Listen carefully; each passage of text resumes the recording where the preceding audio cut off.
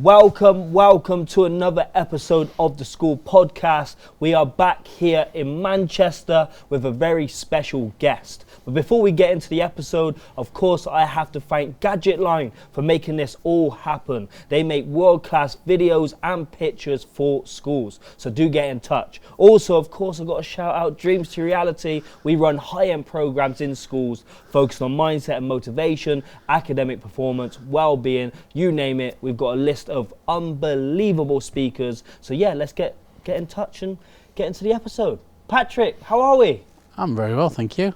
Thank you for making it across town just in time for this podcast. I do appreciate it. Yeah, busy in a school this morning, doing some coaching alongside a leader, some of the things I like to do best. So, you're quite well known in education. But if people don't know you and you go on holiday quite a bit now and people say, Patrick, what do you do for a job? What do you tell people? How I describe myself is a not yet retired leader. Not yet retired leader, okay. Because in truth, I have retired from the day job. So 41 years ago this year, I started my initial teacher training. So a lot of skin in the game in terms of what I've done. Just over 2 years ago, my wife and I took the decision, probably actually 15 years earlier, whatever we were doing at that point, we were going to stop. That would be called retirement from leading schools. So we both retired there. But I've carried on with some of the things that I've really enjoyed doing or where I can make a difference. So I do some paid coaching work with new heads or heads who are facing difficulties or exec leaders, CEOs, etc. and their teams. A few keynotes at conferences, etc. But I also use a lot of my time as a volunteer, giving back to the system with coaching in particular. Yeah, and you're like really out there as well, helping and supporting, and the amount of love that you show others, but also the amount of love you get back. Obviously, I've never met you until today, but I've been following you for years. You are like somebody what people really respect. But that doesn't just come because you're on Twitter. You say you've been in the game for 41 years. Can you give us just a quick kind of brief of your career working in education? Yeah, I started off in the 80s trained as a PE teacher. Yeah. I was very good at sport. In fact, a question for you, what sport did I do? I represented my country at 2 sports as a schoolboy at university. What sports? Darts. Darts, you'd think. Darts, rugby or sumo wrestling is probably what comes now. No, I was a springboard highboard diver. Wow. A young Tom Daly, just a bit better looking, you know. And anyway, I broke my back twice diving. Did you? So that stopped that and then moved into a safer sport of trampolining. National student champion for 4 years, and then a month before my finals at uni, landed on my head and broke my neck really quite badly. Wow. So my PE teaching days were really quite limited. Yeah. So although I taught PE for the first 10, 12 years, I taught lots of other things as well, so English, science, geography, history, so there's a variety of things you do, because I struggled with injuries on the back of those injuries. Moved through the pastoral route really as a head of year. Did some outside of teaching, did some youth work as well. So always the pastoral youth side of things was my way and my vehicle through education. And that was up until then becoming an assistant head teacher, then deputy. Back then quite a young deputy at 32 years old. Nowadays the age has come down a little bit, and then moved into headship in my late 30s. And the rest went. And then you said you was executive leader. Yeah, I did 9 years in my own schools as a head teacher, 2 schools, and then commenced doing some work as this term executive head teacher. Yeah, what does this leader. Mean? Tell it's probably me. the most abused terms that are around, really. Yeah. It can mean you're just a head in one school and you've got somebody else doing a head of school job and you do a few other bits and bobs, or it can be you're the CEO of a small trust but you call yourself an executive leader. Yeah, okay. In terms of those things. So for me it tended to be going into a trust, 3 or 4 schools, and working alongside the head teachers in those schools to improve and lift things. Normally it was given schools that were either in special measures or some challenging circumstance financially or leadership instability, that sort of thing, and spent the last 10 years of my career going on really sort of in for 2 years into an organisation, working alongside leaders, putting structure systems in place and trying to build a culture of care and high aspiration. Yeah. Do you have like a particular kind of, well, let me ask you this. Will you say you're like a naturally talented leader, or did you have to really focus on it and develop it over those 40 years? So like, what's your kind of take on leadership? Right. Number one, first of all, that natural thing, I don't know if that exists or not. I don't know. I know that as a young leader, I'm riddled with imposter syndrome. Okay. Kids like me, kids that came from my background, sort of cash poor, love rich, lovely household with my family, but we didn't. Cash poor, love rich. That's how I describe my background. Kids like me didn't do A-levels or didn't go to university or didn't become teachers, definitely didn't become a leader. So all that way through, I was always thinking, I'm going to get found out. Anyway, some people recognise talent or hard work, etc. along the way, and that sort of, I got hold of that. I used to have an equation I used for leadership. I used to talk about this with young leaders, and I used to talk about it in assemblies as well with the children, that my equation for success was when hard work meets talent. Yeah. What I did find out as time went on was that there's an important ingredient missing there. Hard work plus talent plus opportunity equals success. And for me, again, popular or not popular with people who may see this, is the privilege that I've had as a white, straight, non-disabled old man. Not always old, but I'm now. Still got your hairline. Apart from that bit there.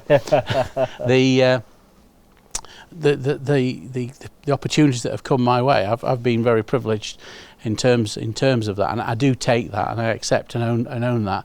So things have been recognised for me. That's been nurtured. I was very fortunate that as an aspirant head teacher, I was put on a programme called the Aspirant Head Teachers, the first cohort about 21 years ago, with a young leader called David Carter, who went on to become Sir David Carter. Got him coming in March. And Sir David, absolute hero to me in terms of provided some leadership development, but also coaching, how to be and do what you're doing along the way. So that was really useful to me, along with other leaders who I've met along the way. I bumped into one this morning, in fact, who I've not seen for 15 years in a swimming pool. Wow. My local swimming pool, a woman called Lynn O'Reilly. You weren't diving again, was you? No, I had to get no diving allowed in this pool, so I was just early morning swimming with my wife.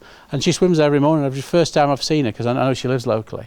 And to me, I was at the time a young head of year, coming to terms with the fact that I had everything on a plate, doing what I was doing.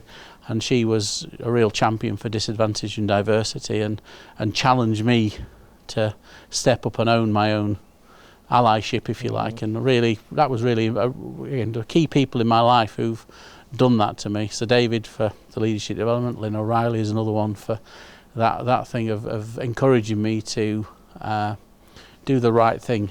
You said that some people may get offended by what you just said, about how opportunities come for you and how it would have been easier for you. Why do you think people would get offended by that? Right.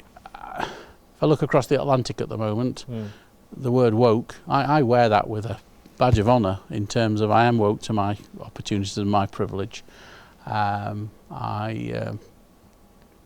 one of my schools once had a visitor through, we had Question Time, BBC Question Time filmed in one of my academies, and one of the people that was on the lineup there was a young actor come wannabe politician called Lawrence Fox. Okay.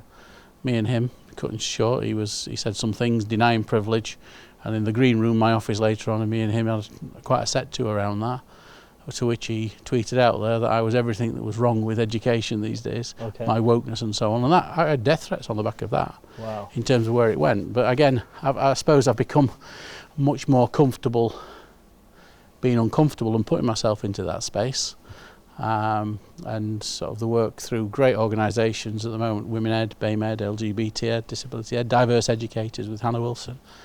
I've had Hannah on before. Hannah, great, and again another great role model to me in terms of provided great challenge to me. That's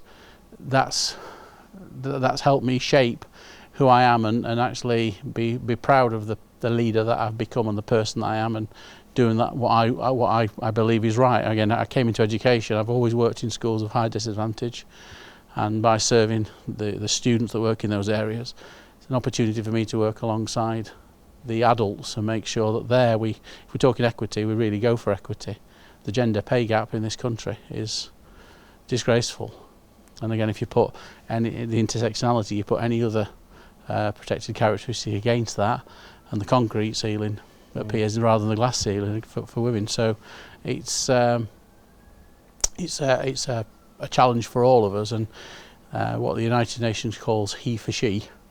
I'm proud to put myself forward as being he for she, as many other men are that I sort of bump into and come across in education these days, to not jump on not be the hero or jump on a white charger and be the hero of the story, but to actually support colleagues doing what they're doing, and advocate, amplify people's voices, call out bias, discrimination. Do you feel like enough is being done in that area?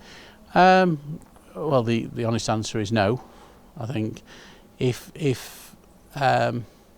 you look at the attitudes towards women, the sexual assaults, domestic violence and so on, most are it's the men that are at the heart of most of that. Men need to accept and own and do something about it, and we need to call things out. We need to be able to challenge those things. And I felt we're making some real good progress. I felt that was happening. I think we've seen quite an exodus from Twitter at the moment. People not liking what they're seeing, some of the algorithms that change, some influence that's the bots and things that are coming from across the Atlantic. That makes it much more difficult. I'm sticking at it and staying with it. I feel like that's a moral duty and moral purpose I have to be able to do that. And it's good that there are two white blokes having this conversation. Yeah. This is not for us to solve the issue, but if we're not part of the solution working alongside those with those protected characteristics, then we are part of the problem. I mean, especially when you talk about some of those privileges, and I think pretending like it doesn't exist and acknowledging it, I think sometimes people want to feel like they've just self-made and stuff like this. And a prime example, I remember being in a school in Bradford, and it was one of the governors. He was about 60 years old, white dude, bold dude, and the school was 98% Asian. And he said to me and the head teacher at the time, because he came in and said, "Oh, what are you doing?" Students wasn't there. I said, "This is what we're doing, talking about hard work, this, boom, boom, boom, boom." And he's like, "Yeah, I don't know what's wrong with most people. We've all got the same opportunities here." And it was like, yeah. Well, and the head teacher looked at me straight away like, and I was like, well, I kind of disagree a little bit. And I said, some of these students just putting their name down on a CV is going to be a setback. And I just think the fact that you're a governor of this school, you need to recognise actually what's what the data is showing, what people are saying, and what you're seeing ultimately. And there's obviously still a lot of work to be done, pretty much. Yeah, well, good for you. That's exactly what we should do: challenge in the moment and be able to do that. And that can come at a cost, but I think it's worth doing. And we should all have those conversations. Yeah, to be fair, I grew up quite lucky in a way that I grew up pretty much being the only white kid in my whole friendship group. So all my friends, you might have seen this year, all 15 of us went out to Jamaica. Most of them got Caribbean backgrounds, born here, but parents are Caribbean. And so I grew up in a place when even police officers would stop us all. They let me go, but they would stop them. Even my best friend now is 33, would still get followed around in Sainsbury's. Yeah. And he's on I used to be involved in a programme called Future Leaders. Okay. You've heard of Future Leaders, but a lot of great leaders came from it. And how the programme used to operate is we used to take leaders, or 25 aspirant head teachers and their heads from their schools, would go over to the States. And this one particular year, 2012, I remember it because we got stuck in Hurricane Sandy while we were there. Oh, wow. But we were going out there, and there was a local imam called Irfan Chisti, who was one of these aspirant head teachers, and me and him were walking out. And as we went out there, he had the beard, he dressed, he looked like an imam. I was in my suit going through. There were 5 places we could have got stopped in the UK and in the States when we got there. I walked through all of them, just walked through together. He got stopped at every single stop. So on the way back, I had a back and boot on at the time. I'd got a DVT and a broken ankle. So when we came back, I made myself look as shifty as I could to see if I could get myself stopped. Still didn't get stopped, and he got stopped every time. We did our own little experiment to see, and the profiling was just insane, that he was stopped at each point. And it's tragic. You said hard work plus talent. Plus opportunity. Get that equals success. And I think when I work with leaders, students as well as staff actually, but with I'm talking about the adult leaders in school, I think that's the defining point. What does the opportunities mean? What does that, when you say opportunities, what is that? All right, so within an organisation, if I just offer to say there's a job on advertised here, apply. People like me, yeah, I'll go for that. People who've not had the barriers in the way, people who are quite happy to throw themselves in, those people who are really riddled with imposter syndrome, those people who feel they can't do that, or there's somebody else, or the barriers that are put in place may not go for that. So actually, why work with everybody, actually there's some good stats around. Women Ed, for example, they run, or part of a women only masters programme, and allowing women to be part of that masters programme to develop, because you put a group of blokes in a room, a group of women in a room, the men tend to dominate the conversation. So allowing that thought to go free of that. I'm not talking about positive discrimination in terms of giving people jobs. I'm just saying provide opportunities for people to develop and grow. In our schools, is it just a free-for-all, or do we specifically work to provide talent development for every single member of staff so nobody falls through? If you had a group of children, I liken it to children, for example, then. So 30 children in a class, 10 of them are pupil premium. Statistically, most people who go to the after-school clubs are going to be the kids who aren't pupil premium. More kids engage in activities who aren't pupil premium. So what we're doing to engage those pupil premium children in those activities to actually level the playing field. Well, when we do our talent development, rather than just offering, they are choose, and it's just the confident or those who are already grabbing and take it. I'm not saying it's all about privilege, but that's how it can be. Making sure that people have coaching conversations to help unlock their talent, to allow them to access to be able to go and do. It's still got to be a meritocracy, but quite often it's the meritocracy that comes in. Governing bodies, for example, that hire people, that make appointments, most of them look like me, maybe a bit older, although I'm probably of that age now. So if our SLTs are not that diverse, our governing bodies will be maybe less diverse, less likely to draw people in there. So actually the unconscious bias training, or whatever else we do with those governing bodies, or getting people involved from more diverse nature in the governing bodies is got to be useful as well. So actually creating opportunities and creating structures that allow people to develop and grow. Hello, my name is Anas Genovs. I am the founder of Edurio. Edurio is England's leading stakeholder feedback solution for schools and school trusts. We work with over a couple of thousand schools and about 200 school trusts. A lot of the work that we do is with staff retention, trying to understand the effects leading to it. And our research shows that the top 3 factors contributing to staff decisions to stay or leave their trusts or schools are mental emotional well-being and the stress levels they feel. Second, the workload and how balanced it is. And third, the relationship with their leadership, whether they feel trusted and respected. Those 3 factors have more of a relationship with staff retention than school size, area, region, and any other factor. So whatever you do, make sure that in your school, you work carefully on the culture and you really understand what's contributing to it. Where can schools start creating higher expectations and higher standards? I think the first thing is if you think about the vision you've got for school, a vision that people can buy into. I'm not talking about something just glossy that gets in a brochure. But why we do what we do, and have that painted loud and pointed at every day by the leaders in school, by the teachers in school, by the support staff, by the students to go, and the values that we all carry in our hearts or in our rucksacks on our back as we go along that way. That's the why. The how is the values. That's how we're going to operate.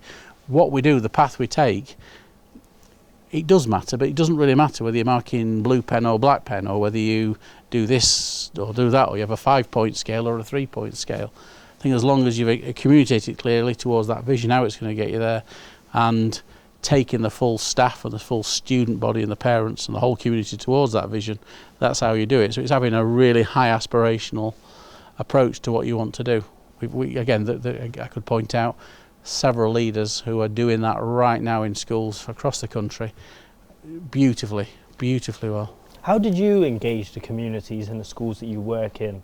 or you worked in before. So you talked obviously about high PP, and then like parents' engagement. Did you like really focus and tune in with parents' engagement? So I remember like John Murphy saying like he made that a massive thing, really trying to get parents, even if he had to turn up at their house, did anything he could to kind of force parents' engagement because he knew the impact long term, the positive impact that would have. How important is trying to get parents on board? So other schools I go to, they're like, they're not probably not going to be a good turnout tonight, but it is what it is type of thing. Yeah. How do you remove that? Because I guess that's another element of low expectations again, isn't it? Yeah. Let's pretend you're a new head teacher going into a school. Yeah. Your first 100 days, all important. It's all about establishing expectations, establishing relationships, both of those. So with your parents, for example, I've already communicated to my staff and my students the expectations of how we're going to operate. They've got their expectations on me. They want a visible leader. They want someone that's going to lead and be alongside them, that's going to be directing, all those sort of things they want from me. I'm communicating where we're going. I've done that. I would do exactly the same with the parents. I'd communicate the vision for the school, what we're going to do, and be open about that. I'd also talk about my expectations of parents and the involvement and that relationship they want. That's not making demands on parents. I was just talking about how to be most successful. How can we work in this partnership together? But really clear on that. Now, if I do that right from day one, and sometimes I go into schools that are a little bit broken, so you go in, you do that from day one, there may be some hostility. That feedback is a real gift. Even if some of those presents are a bit hard to receive sometimes, it's still a gift to get. So you ask that on day one of parents, and you know, parents come along quite often passionate about how their child's been let down. You harness that. And quite often when I've gone into those schools that have been measures, in those early days, those parents who come and complain, more than one of those has finished up on a governing body. Because you want people who are passionate to come in. Okay, come in, work with us as we're doing this, challenge us, be that sound, so we can see as we're improving as we go. And sort of I'm a big believer in the perception questionnaire. So on day one, on day 50, day 100, those first 100 days, ask the parents what they think the school does well, what they think it needs to improve. How can we work together? Then on day 50, against the same measurements, how's that going? Day 100, how's that going? And invite that feedback to really build trust with that body, with the parents. You must invite conflict. You must invite that in to help shape it. By doing that, you get buy-in and people commit. And by doing that, people then are more likely to be held accountable for their role in it, whether that be staff or parents or children. And then we keep our focus where we are. What I've just done there is explain Patrick Lencioni's functions or dysfunctions of a team. This idea of trust, conflict, get those right, you get the buy-in, you get the accountability, you get that focus on what we're aiming to do. And actually really that's what we should be able to do. It's a real challenge though, because you're inviting that criticism. And I think one of the worst things a leader could do is close those doors to the feedback from parents, from staff, from students. And sometimes those... Is it easier to do that though sometimes? It's easy when you first go into a school to do that. If you're in a school and it's gone really well, and then suddenly a bad set of results, or results have not gone your way, and then an incident occurs and parents come and things start to decline, to actually at that point be inviting criticism, that's a tougher gig for those parents. I've got to be honest, when I went into schools that were already in trouble, and you're building teams and building commitment to move forwards, I think that's a much easier task than when you're in a school, you're there committed for the long term, and you're in that long-term relationship. So again, I think right at the beginning, you're establishing those expectations, you're establishing those relationships. From then on, it's around managing those expectations and managing those relationships. So those people who meet and exceed the expectations, thank you very much, well done, let's communicate that, let's celebrate that. Those who fall below, how can we challenge that, how can we support, how we can get those going forwards. One of your biggest topics you talk about a lot is well-being. And you had a bit of a well-being philosophy before we turned the camera on. I said, stop talking about it, save it for the podcast. Can you talk to me about staff well-being and why are you so passionate about it? I know a lot of people who become passionate about well-being have had a bad experience. I've not really had a bad experience. I think being a father of 5 kids and taking that role seriously. 5 lads, 5 boys. Wow. I've got my 4th coming in Jan. Oh, good, nice. Yeah. Happy days. So yeah. Any advice? What? Just keep going. It's great. It's wonderful. Keep with more kids? Yeah. Go for 5. No, I'd like to tell you, as they start growing up, it costs you less money. Oh, really? No, I'd like to tell you that. I'd be lying to you if I told you that. But I'm adults now, and they still cost you money. So don't be thinking that's going to be any easier. But being present for those, all played football, all did rugby, all did this, they did that. You know, I was present for that. League and wanted or union? to be. Both. Oh. Started off with union, but then one went off to go and play league at university. Went into American football, actually. I used to play American football. Yeah, he played. Yeah, Nice. so at Liverpool he was. The Furies. I used to thought they were the Furries. I read it wrong. they all. I was there for that, and it was important to me that we did that we did that. And again, at home, Mel and I, we had a division. I did all the shopping, all the cooking, a lot of the tidying. She did the washing the clothes, and it was a big run a household's hard, and you've got to be there for that. And I also think didn't start using the word mental health or the phrase mental health until about 2014-15. Before then, we'd use the term well-being. It wasn't a done thing to talk about mental health. It just wasn't. And then things shifted a little bit, and it became a more hard-edged, I would say, in terms of what we could do. So the phrase I like to use, and this might sound a little bit naff to you, but I describe myself as being a well-being supermodel, which again can make you cringe or die a little bit inside when you hear that as a phrase. But the reason I use that is it is tongue-in-cheek, but as leaders in school or as members of staff in school, we're expected to model the behaviours we want to see. So if I was a leader in a school and we want all staff to wear the high-vis jackets when they're out doing the duties, I would wear mine. If the policy was we mark the books this way, as a leader I must mark it the same way as everybody else and not make excuses. So we model those behaviours we want to see. Yet in education, leaders are quite often the worst models of well-being, the behaviours. They want to see the colleagues look after themselves, but they don't model that to them. So for me, one of my sons lived in Sheffield. Every second Friday as a head, I would do my gate duty, and then my car would be ready and I'd be leaving with the first staff to leave the site unless there was an issue that I needed to be there for, which never happened because the staff were always able to deal with it. But they knew I was going to go and do what I was doing, that was important to me. They also knew midweek there'd be one night, then when the meetings had finished, whatever we were doing, I'd be off because it'd be football or it'd be rugby or it'd be whatever else that we were doing along the way.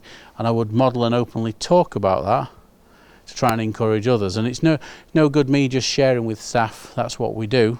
I had to create a real culture of care within the organisation so that we all owned our own well-being. And what is well-being? Right, it's a good question. What one person's well-being dream could be another person's well-being nightmare. So if I said, right, we're off walking up a mountain, let's go, and someone goes, oh no. Someone else says, well, I want to do underwater basket weaving. I think, oh, that's not for me. Underwater? I don't know. But you know, it's whatever someone chooses to do. I think for me, it starts really at the fundamental of thing is, on a plane, put your own mask on before helping someone, your own child, the person next to you, somebody else. That just sounds counterintuitive. The plane's going down. This person that you've created, the one you've loved, you've got to put your mask on before helping them. But they drill it into us. It's that important that if you don't, then you both could be gone. So on a day-to-day basis, when the flight is calm, when school is calm, we should be looking after ourselves on a day-to-day basis. So when things do hit the fan, we're in a position that we can look after ourselves and then look after the people we do. So the phrase I use is look after yourself first, before then helping others, so together we can make the biggest difference for the children. So for me, it's around every member of staff seeing and owning their own well-being reality, and then actually any issues there, with support if needed, solving and finding a way to put in place the things that make them have a balance, and then actually getting on and doing it. So I want staff to see the well-being, own the well-being, solve any well-being issues, and actually do something about it to make it happen. And when people aren't doing that, there's no point me just saying it, that sometimes takes support. Some colleagues need a support plan to look after themselves. Yeah, I can imagine. Now, support plans are that toxic sort of word, isn't it? Support plan. And putting in a support plan don't mean get your coat, you're off. Well, not if it's genuine support. And actually, in my schools, having that approach to how we look after ourselves is absolutely mission critical. Sorry, I interrupted. No, it was me interrupting.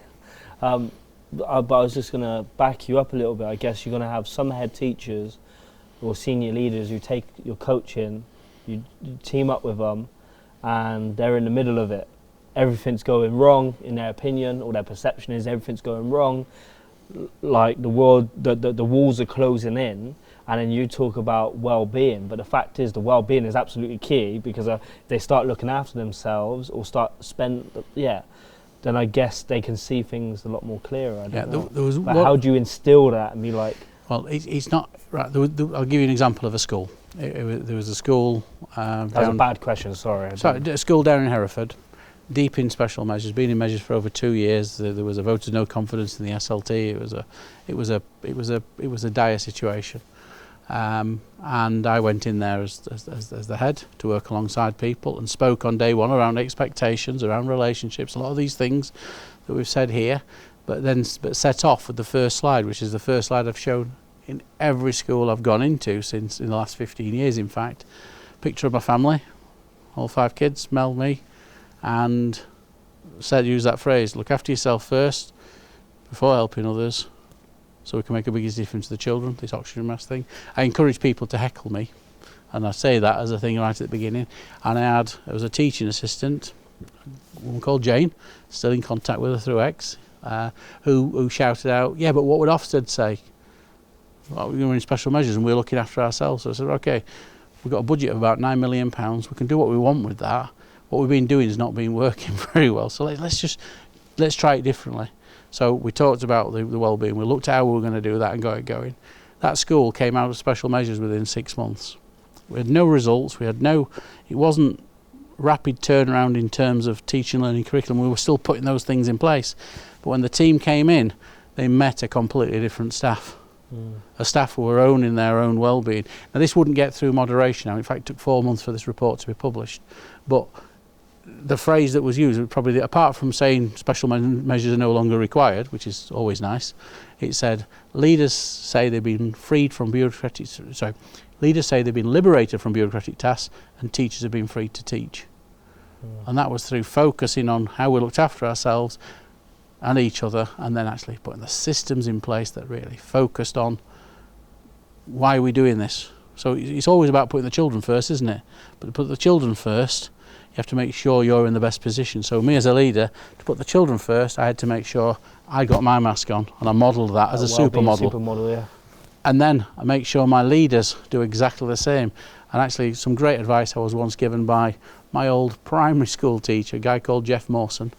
I went to go and see him when I first got my first headship, and he said, I went to go and see him because I heard he was retiring, and I went along to basically go and say, congratulations on retirement and everything you've done in your wonderful career. I really went along for him to go, well done Patrick, aren't you great, now you're a head teacher. I think that was a bit of imposter in me doing that. And I said to him, what advice would you give me as a new leader? And in Sheffield accent, listen lad, it's not about you. A great leader is not a hero, they're a hero maker. Wow. And for me that was profound at the time, because I was going around going solving everyone's problems, and I'd not learnt enough about the craft of leadership. I was learning that along the way, and that was a great reflection for me at that point as I went into my schools. And actually, how do I help people to become the heroes of their own story? Because you think about it, as a head, you're not just leading people, you're leading leaders to lead leaders to lead. And actually it's about getting everybody to be able to step up to their role and lead. And by doing that, it's number one, first and foremost, if every member of staff in your school became a wellbeing supermodel looking after themselves and then looked after the other people around, you create a real culture of care. And the thing is, things dip, things go like that, don't they? So 18 months ago I lost my dad. My dad was dying, took about 6 months from my dad's illness that got him and killed him. Now, I retired from school leadership at that point, but if I hadn't, my staff would have known that my dad wasn't well and that I was taking some time to care with him as well as doing the stuff in school. I became much more flexible in my approach to do that, as I have done with colleagues to make sure they've got the same if they need it, because we all have those moments. People, we all know the statistics for children around mental health, around abuse, around domestic violence. We know those. Now, I quite often say it like this, a bit glibly to staff, I'm making a guess at some point you were all children. So those stats apply to us as well. plus all the baggage you get as an adult. So you've got divorce, you've got your partner's just lost the job, you've got your kids just got caught shoplifting, you've got those things. We just need to be able to be right with each other, honest with each other, raise each other's blind spots and help them address those, and actually any hidden areas, any things that are burdens for us, to also be able to share with at least somebody within the organisation so we can support you to do your job better. We're not social services, we're not for colleagues, but we if we can be aware of it, we can support people so they can do their job better. How much of a burden is Offstead? I had 22 Offsteads. I can't say it's an enjoyable experience, but I thrived during that process. Again, different for me, because if I'd been a head teacher in a school and I'd been there for several years and they were coming back to come and visit and so on, I was always going in when it was a low point and doing that, which is, I've got to say, is from my perspective, I think is an easier proposition, other than my own schools where I was there. I think that's honest of you to say. I think that's from my perspective. I also think there are genuine pressures there. I think the balance has been wrong in the way it's happened. We've had in the past too many rogue teams or rogue leads that have affected, and that's well documented and well talked about. What do you mean? You have an HMI or maybe a lead inspector that comes in that doesn't quite get the school or doesn't have an approach that fits or works. Can be sometimes a macho perspective that comes in, and sometimes it doesn't work. My experience is I've always had a good relationship and created a good relationship with the lead, and we've had the outcomes that have suited those schools. Okay, that's I'm not saying it's ever easy. It's not.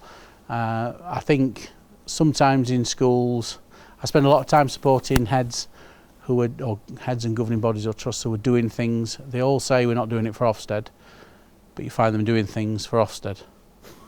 And really, we live the values and we do what we do, and we're cognizant of what Offstead are going to measure and how they're going to measure it. What would be a prime example of that? Pardon? What would be a prime example of that? We all fill this paperwork in because that's what Offstead want to see. Yeah. Pick any topic around whatever. Well, Offstead okay. don't want to see any paperwork. They don't want to see any. They want to know you've got strong systems that staff are doing. In terms of curriculum, they want to know that staff, they know your intent. They can see the implementation, how that intent's working. It's ambitious enough. But that's what they want to see. They don't want to necessarily see it written and colour coded and easy to chunk, or they want to be able to see it lived and breathed and used. And actually, when they come in and don't see it, we've got this wonderful shiny system, but people not following the process or bought in or can speak about it. That's where we run into trouble. And I do see that in leaders. I support for some leaders. If you could change anything about Offstead, what would you change? Especially when it comes to like staff well-being. Well, if I had a magic wand, I know I had a conversation with two head teachers yesterday. One who's a brand new head teacher who got the phone call yesterday to say they're visiting today and tomorrow. Last week of term, that's tough. They were secondary. I know some primary heads who had it week before Christmas, nativities all planned, all that's performances, etc. And they're right in the middle of that. They're not going to see a normal. And I know of one of those heads who's talked about they've had to change so they could see the quota of teaching. Wow. So it's wrong. That's wrong. So I'd like to see a sensitivity to that. I get you've only got so many weeks in a year to go and visit schools and everything else, but there's an issue with that really. Ofsted during SATS week is always tough. Ofsted during the middle of the GCSEs is always tough. That happens. Yeah. I've heard it from both sides, and again, Ofsted seems to say they wouldn't fit in all the... GCSEs is obviously over 4 long periods, so I get that. But yeah, just a week before Christmas. Yeah. So I think if I could, I think I'd like to see, and I've heard more empathy from Ofsted. Yeah. I've heard of some more deferring for a period because things have not been quite right.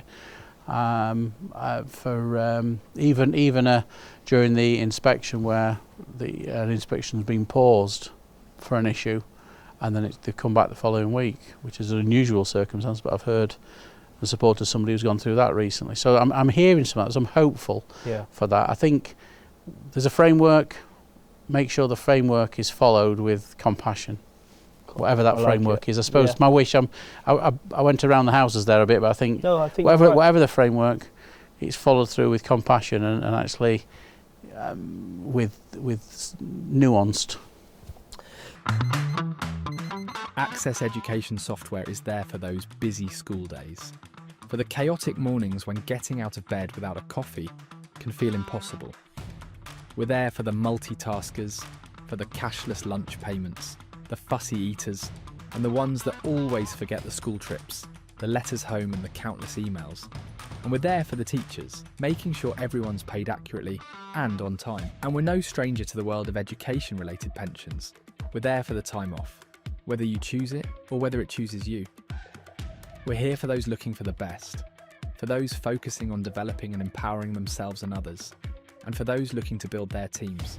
We're there for those tasked with keeping the budget in check in challenging times, for those planning the recommendations to governors, for budget monitoring and those that need to report on adjustments throughout the year, for those planning the next budget and the next and the next, for the years to come. We're here for the information seekers, insight detectives, and real-time data warriors, for those that need accurate reports generated in minutes.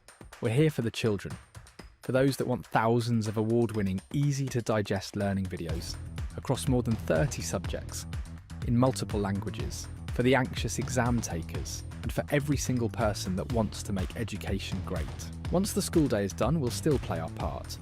We're still there for updates and to keep parents informed, and for those homework assignments and all-important grade boosts. We're still there for the governor meeting and the parents' evening, the after-school clubs and the extracurricular classes. And as for the hard-working teachers and staff, we're here, hoping you can find a little extra time in the evenings to unwind. So when the day comes to an end, teachers, parents and children across the land can rest easy, knowing that Access Education software will be there tomorrow to lend you a hand. Access Education, giving you the freedom to put education first.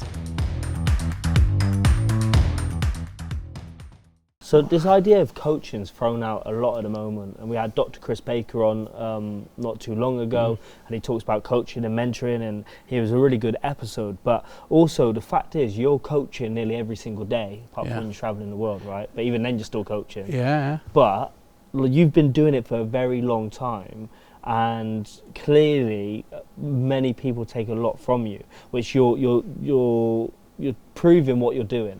But I feel like sometimes people in education just get a coaching qualification and think it's easy just to become a coach and that's how they're going to make their living. When I think sometimes it's about your actions and your behaviours and the work that you're actually doing more than just putting on your LinkedIn, I'm an executive coach and this is me now. Yeah. You could ask me my level of qualification in coaching, because clearly I'm very experienced and very well qualified. Level of qualification? I've done a few little bits of training as part of what I've done. So with future leaders, we did a 2 or 3 day and a couple of refreshers. With teaching leaders, I did the same. I've done a few with a few other organisations, but I've not done any of the ILM qualifications that many people will be doing.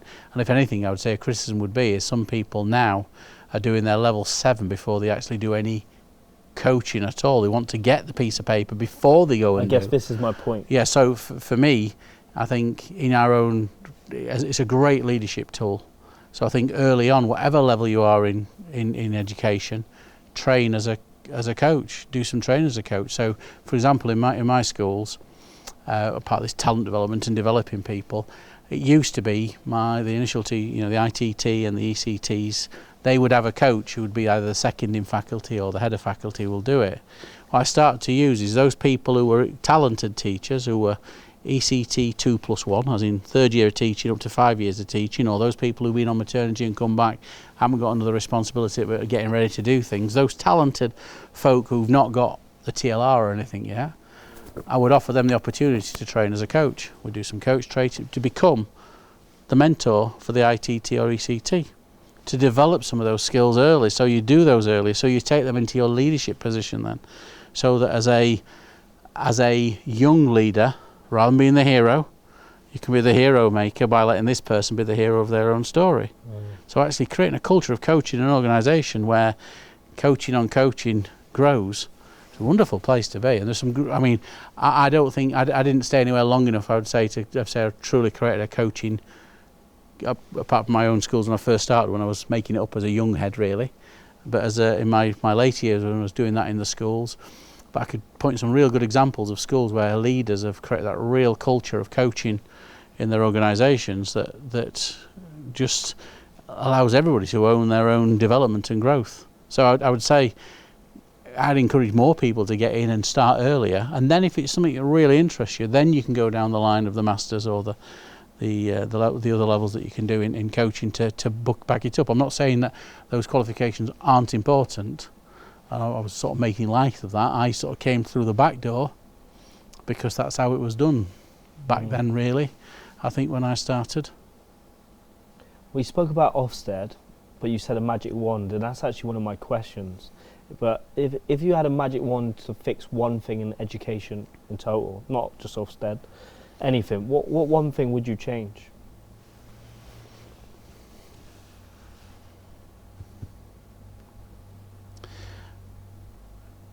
Right, I've got two, so I'm just going to take it because I'm sat in this chair. Excuse me, it's only one. All right, my first wish is I'm going to have two wishes. So that's done. Okay, so I've got two wishes. I've seen Aladdin. Anyway, so first one is for everybody, when they say all, or to have high expectations for all students, for all adults, for everybody, to really have the highest expectations for what we do. And we say all, we mean all. Not all apart from those kids who aren't behaving, or all apart from those looked after children, or all apart from those send, but all children. So the highest expectations, and then make everything meet that in our visions. And the second one is, and it comes back to the Wellbeing supermodel, for every member of staff to seriously own their own well-being and do something about it. And when things are tough and it's hard to be living that well, for to be timely intervention in place to support people to do it. Because not everyone should be, you're not always on a high. Things come that affect you, but we should support each other through that and give people time sometimes to recover. You know, there's a colleague I'm supporting at the moment whose mum's terminally ill. She's leading in an organisation, and the organisation are being beautiful. They're really supporting her to continue to do the job because she wants to keep doing that, but giving her time to be at Christie's with her mum. That's just as it should be. Some organisations don't create that culture where that's possible. You said one word, own. Why do people need to own their well-being? Right. When you don't own something, you don't take accountability. So people who own things, if you're above the line and you own it, you take accountability and you'll own your own well-being, you'll do something about it, or whatever else. If you don't own it and you fall below the ownership line, if you like, you tend to fall into two categories. One, that as a victim, or as the blamer. So what can you do? We haven't got enough money. How can we do that? We can't. What can you do? Blame. Victim.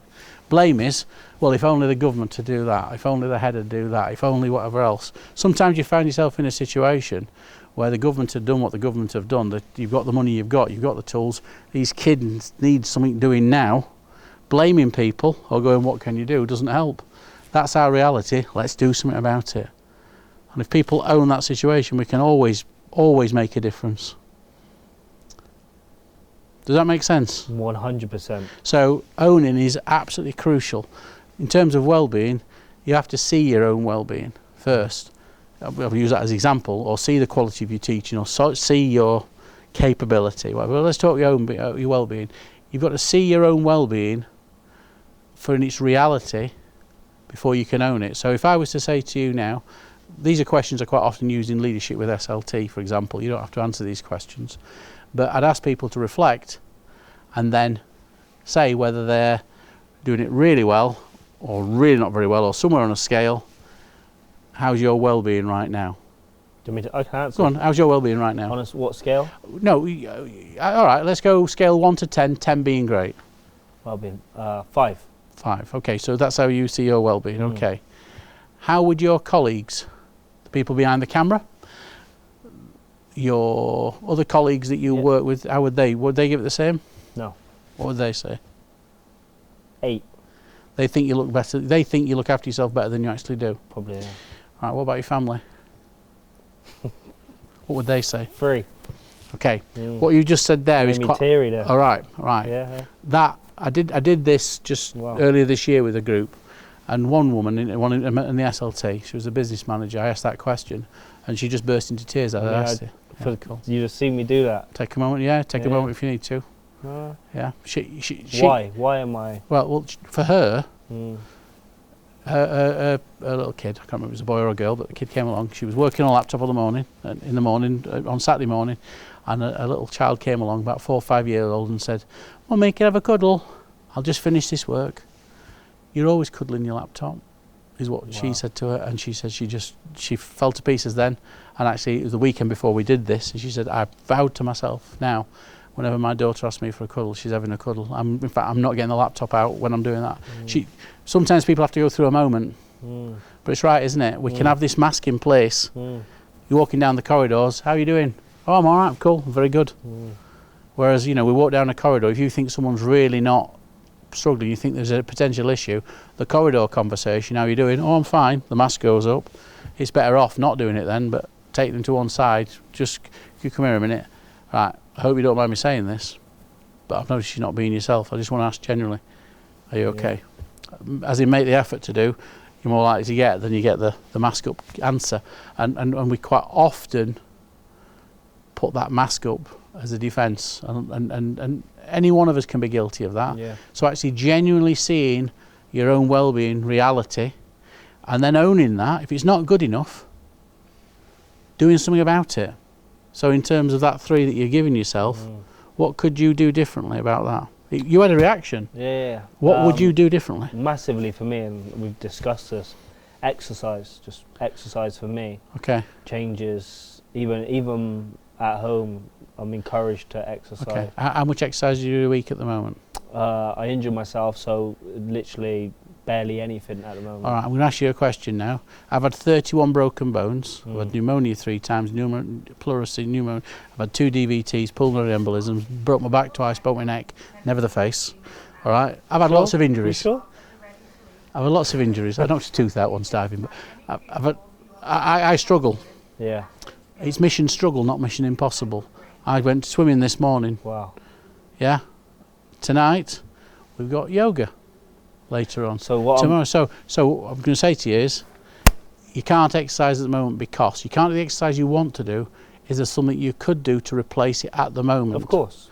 What would you replace it with? Anything. Running, swimming. All right. So, what's stopping you? Have you got a day this week when you could do it? I'll give you an answer. I've fallen under the line. Yeah. Of not taking ownership. Yeah. Because it's been easier to play the victim. What can I do? And play. Yeah. So it's not about what. It's not about. I know I can exercise. Yeah. There's no excuse for me not to exercise. The fact is, I've fallen under the line of not taking ownership and playing. Okay, I can't do jiu-jitsu, so what's the point? I don't enjoy anything else, and this and that. And the truth is, I've fallen into both. Played the victim and played the blame game. Yeah. So, but the question is, I'm really self-aware. And I can read myself, and I understand that. What happens when people can't take ownership, though? Well, that's part. I can honestly say I've not met anybody when we've had time together, because sometimes you hit the part I can't. Yeah. Okay, I've got some great examples. One example of one head teacher, in fact, came back from maternity leave, and she used to be a big runner. Come back from maternity leave. Young child, had 1 year out, wouldn't or couldn't do any exercise because she was come back into school. The school had struggled a bit with her not being in primary school. So her and her partner, one car, dropped the kid off at the kennels, or whatever you call it, where you drop a kid off in the morning to get looked after. The earliest time was about... Is that a Sheffield thing? Must be. Was it about 6:30 in the morning? The child got dropped off, picked up at 6 or 5 to 6 when they pick up at night time, went home, fed, bath, put to bed. 8 o'clock laptops came out, fell to pieces on Saturday, Sunday, worked her way through again. No running going on. That leader, we worked on, she would just fall into pieces. We worked on one night. Wednesday was the night with the no meetings when she decided, and she during the meeting she phoned her husband to say we're going to do this, and he agreed. On a Wednesday night, they got childcare was difficult, but they got someone on one week and someone on the other week to do it. Somebody would go and pick up the child from the nursery, and Kennels. Thank you. That's the proper name, isn't it? And her and him went for a run, and then in the sweaty gear, they'd go out for something to eat, get home 8 o'clock so they could actually put the kid to bed. Did that. Worked really well. She came to me after about a month later to say, we've decided to introduce singles night. Not what you might be thinking. Singles night was that he would go and pick up the child on the Tuesday, while she ran home at 5 o'clock until 6. So she was still able to stay in later because she was leaving at 6. The following, on the Thursday, he would do the same. Then bought one of these 3-wheeler prams and started running on a Saturday. At this point, the 3 assistant heads in the school who weren't exercising, who wanted to, said, well, how can we do what we're doing? So they decided to move their one-to-one meetings to the end of school or before school, Lycra on, had a running one-to-one meeting for their line management. Wow. The deputy, who didn't like to run but liked to walk, they'd walk the outskirts of the perimeter of the school, come back in through PE lessons which they didn't get out to enough, and through early years they didn't get out to enough to make sure that was included. That rippled round and created a real culture of care in the school. In the area that she lived in, they created a running club on the back of whatever. And actually, that was around her seeing, owning, solving, finding a way that worked for her and for her family, her circumstance, and then actually doing it. Because a lot of us would decide, right, you've decided now I need to do some exercise, I need to do and do it. You sat here, you're inspired, you're going to go and do it. You get home and go, that was a great idea. But you don't do it. So like get to the end of the diving board, oh, it looks a bit cold, I'll do it tomorrow. I've got a bit of a cough, I'll do it tomorrow. You make excuses not to do. So actually it's as women had used the phrase about being 10% braver. That if you're going to do something, see it, own it, solve it, and the do it bit is make sure it happens. Because actually, like a lot of New Year's resolutions, 2 or 3 weeks in, we just stop doing. So it's going to be consistent, insistent and persistent how you do those things to keep it going. You could sit down with anyone, dead or alive, give you 2 people for an hour chat. Who would you sit down with? Can be family too. Yeah. Lost my dad last year. Don't need my dad back. We had some lovely time together. We had a lovely ending. Horrible way to talk about it because he died, but it was as he wanted it. So leave me dad. He can stay where he is. Can have my moments thinking about that. I think the most impactful. I have lots of name drop minor celebrity people that are dropping all over the place, people you meet on your journeys and so on. But I once had an audience with the Dalai Lama. Wow. Which was just, wow. And in that, it was post-riots. And one of my things was, what do we need to do to help rebuild the communities? And he said, just keep being kind. And for me, that was a profound thing as well. Because actually, kindness is a bit of a superpower of mine in terms of I believe in we should be kind, we should pay things forward, we should do those things. So I think at some point, some time again with the Dalai Lama, because I've just felt so lifted from that meeting. And people for mock wisdom. the be kind stuff even on Twitter, don't they, a little bit? I live my life by it. I'm happy, it works for me. Yeah. And I think this, if everybody just, so for example, I provide, if someone rings me up and they're in trouble, or actually I let people know that I'm available if you want to. Have 2 or 3 people I've spoken to today. If ever you need a call, just drop me a line. I'm happy to support. Just little and random acts of kindness to volunteer and provide your time. Imagine if everybody did that to somebody else. Just they're available. People know it's there even if they don't use it, or if people reach out, they know. A lot of people would do that. It doesn't take a lot of thing to do. And it really boosts your own well-being. In fact, the NHS have this thing called the 5 Ways to Wellbeing. I don't know if you've heard of that. I've heard of it, but I don't know what it is. In fact, it's 2012 this piece of research came out, the 5 Ways to Wellbeing. 10 years ago, a guy called Martin Rea, a head down teacher from down south, he came up with the hashtag Teacher 5 a day. And if you look at my Twitter post, you'll see hashtag 5 a day, Teacher 5 a day. I do one of those posts every day, 365 days a year. Now, what that piece of research said from the NHS, to look after your own well-being, mental health well-being, if you do these 5 things on a regular basis, you'll be all right. First one, exercise. We all know the benefits of exercise physically but mentally. noticing things, being mindful. I used to think that was a bit tree huggerish, not that I'm going against hugging trees, but actually being mindful, watching the leaves fall, watching my grandson grow, those sort of things, doing those, learning new things, learning something new every day, or listening to a different perspective or whatever else. They're really useful for us. A big one in terms of mental health, you look at the statistics for men in particular, this disconnect that people feel, being connected. And quite often I see leaders who've stopped being out in the corridor, stopped doing just in their offices, shuffling paper, really moving paper around and disconnecting themselves because things aren't right. And the final one, helping others, volunteering. And that, when you volunteer and support somebody else, what that does for us Simon is massive. Talks about that, doesn't he? I think. Absolutely. He talks about, you go to a library as self-help books, but it's like, what about help others? Yeah. It's like helping others does just as much Exactly. for you. So for me, my Teacher 5 a day tweet today, it'll feature exercise from my swimming and my yoga today. It'll be the colleague I've just supported over in Bolton before coming here. And actually, a couple of people are connected with there that said we could do with having a conversation. Connected. We've been connected for so long, but actually how we've met up. Am I taller in real life? You're much taller sat down than I thought you would be. yeah. But that all those things, and I'm giving my time to you. Yeah. So it's volunteer. All those things are. I probably haven't touched the notice, haven't been mindful in some respect, but I could find a way. You don't have to do all of them all the time, but you think, just you're find... being present still, yeah, absolutely. You find those moments in every day. It doesn't have to be massive. You just find those moments, and every day, 365 days a year, you'll see a tweet from me, post I'm supposed to call it, you'll see a tweet from me that shares how I've looked after myself. 2 reasons: as a wellbeing supermodel. 1, to model behaviours to others. It's possible to do that. Now you might think it's easy for me now because I'm retired, not yet retired, but I'm retired from the day job. But as a head, I did exactly the same as I'm doing now. I think it's just important. You do those things, it shows I'm looking after myself. It makes me do it for me, but it also shows to other people it's possible to be able to do it. So I think those little things, the helping, the volunteering, the coaching that I do, is a big part of that, and I get so much from that support. So you talked about when I'm travelling, maybe not. I've just been away for 28 days, very fortunate, a bit of backpacking around India and the Maldives, the local islands.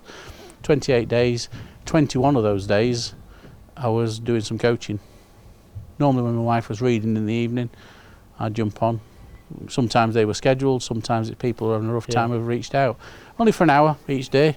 Now, you might think, well, how are you looking after yourself? You do that on holiday. Well, I'm always on holiday. I don't have a proper job anymore in terms of where I am, so I've got the capacity also to be able to do that. And helping others, it feeds my well-being. And actually, to know a leader who's, I'm not going to share details now, but I've said beforehand, I've got a message that came through that after here I'm going to be on a call, somebody who's really in crisis at the moment, I'll be able to provide some support for.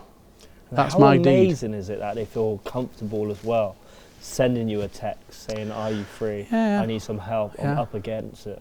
And that's also what you build, so that's amazing. That's about building trust and people I've worked with along the way, or people someone has recommended they come and do that. I get a lot of people I don't know who normally, in fact I'm going to give away one of the things now. My wife, Mel, she notices this. You give away your wife, Mel? No, well, they are. It's Christmas time. No, they give away one of my little, not secrets, so a game that she plays actually. I'll get a message, I won't hear from anybody for 2 or 3 years, then suddenly someone will start liking or retweeting one of my messages or whatever else. And I'll say, I've not heard from whatever. She'll say, oh, it'll drop in your inbox shortly, and people drop in. That's cool, because sometimes people feel, and actually, you're a leader, leading a school, and you're really struggling, need to reach out for help, and you don't have any network to do that. That's a big thing to be able to admit to somebody. You talk about when people talk about abuse, and they may try and tell several people before they do and get the nerve to do. It's got to be important to do that. So I let it be known that I'm happy to support. People know I'll treat people confidentially. I'll share names of people that are really happy now who are sitting in the same space, because I've done this for quite a long time. And there are several other people now who are still serving leaders who are doing what I do, because they want to be able to do the same. And actually that's the biggest, that mimicry is a massive compliment. You went viral over COVID times, didn't you? My account went viral. In fact, some argue that my followers aren't my followers. Oh, They really? are. I have a 69-year-old pet called Hurricane Tortoise, and I did a tweet the first week of lockdown. It was my Teacher 5 a Day tweet, Yeah. and it was it basically said he was Hurricane. He plays football. He was dribbling his football around the garden, That's a true story. he dribbled his football around the garden, and I put a tweet out saying, "We've just gone in. As we've gone into hibernation, he's just come out of hibernation. Yeah. So be like Hurricane and get your exercise." So is that sort of thing I'd put.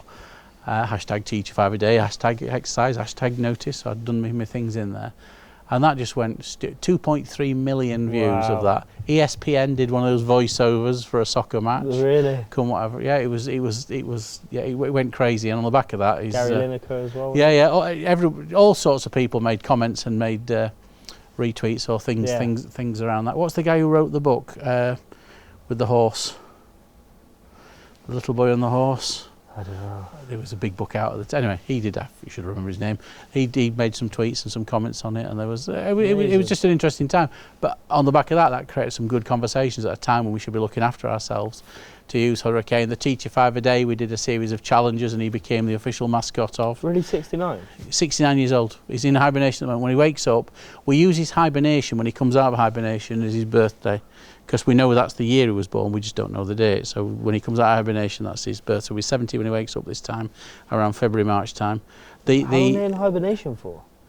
When the temperature drops outside, he lives in the garden. He's got a hut in the garden, takes himself to bed every night, comes back out, just a bit of hay in there. When he stops coming out around end of October, beginning of November, when it's gone that cold, you just take him, put him in a box in the garage, a box with a bit of straw on a cold, draft-free shelf. And then around February, March, when the ambient temperature starts to increase a bit, you'll hear a bit of scratching. That's him. He wakes himself up, and then he comes out and he's awake again. He just lives in the garden then until whenever. So they don't eat nothing the whole time? When they're sleeping, no. Sleep the whole time? Just completely. So they go into like a stasis. Just yeah. But that's and and then they eat. When they wake up, they in his garden. We've got our grass is the worst grade grass you can have. Got dandelions in it and all sorts, because he just eats off we've got only a small piece of grass in the garden. That's what he eats. And I have a few low level plants. He likes strawberries, so we grow some strawberries that he can just eat and whatever. Amazing. You didn't give us a final name for somebody you were going to sit down with. Right. Okay. So I've picked the Dalai Lama for living.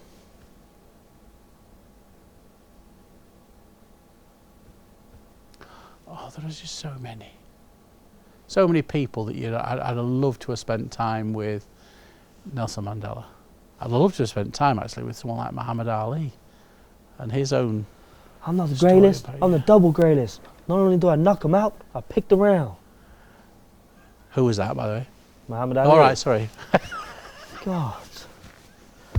No, I know a big part of me. A big part of me growing up, and me not understanding the changing name from Cassius Clay to Muhammad. I didn't understand that at the time. My dad tried to explain. Well, the slave names, the names that were given to the names that, and his conversion to where he felt he ought to be, and at that time, with everything going on in the civil rights movement in America, within that was the war. It was just a perspective that it would have been great to have had that conversation, because it was a big part of my growing up. Amazing. So before we wrap this up, where can people find you? We can put all links in the bio anyway. X, Twitter, I'm just at Ottley-O'Connor, Ottley O'Connor with an R at the end. I'm on LinkedIn. I think you just search Patrick Ottley-O'Connor. I like LinkedIn. Do you like LinkedIn? No. You don't? No. Well, I do. I use it, but I don't. On Twitter, I do the Teacher 5 a Day thing. And on LinkedIn, it tends to be LinkedIn people tag me into things and join me into a conversation, so I'll join in there. I tend not to post much on there. I do share on there sometimes things. I've recently, at the request of others, ventured into Instagram, which really doesn't suit me. That's where we're all. Yeah, that's where young people are. But I meet a lot of people through our travels, and we backpack really cheaply. We have lots of tips of the things we do, and a lot of people we've met say you ought to share what you do and so on. Yeah. I think it's just too much to put on Twitter all the time. So I'll put a post of where we are and swimming with manta rays or with sharks. Or I'll put a bit of that up on Twitter. But on Instagram, I share how we backpack, how we travel, how we do our budget stuff, and there it's more details about how we do. So we did a cycle tour through Europe, from Vienna to Bratislava to Budapest in September. That was our 3.5 weeks of cycling during the flood. Do you have to do it all on a budget because you have 5 kids? That's how we set off doing it. We used to, every summer we'd go away with our kids. We wanted to take away for a month every summer. So we'd done the camping in the south of France, but you can take your children, flights and living and everything, eating out every day. You can go to Thailand, Malaysia, the Philippines, cheaper than you can camping in the south of France and not eating out at all. It's just so cheap. So we'd go and show the world to our boys, and we really enjoyed travelling like that.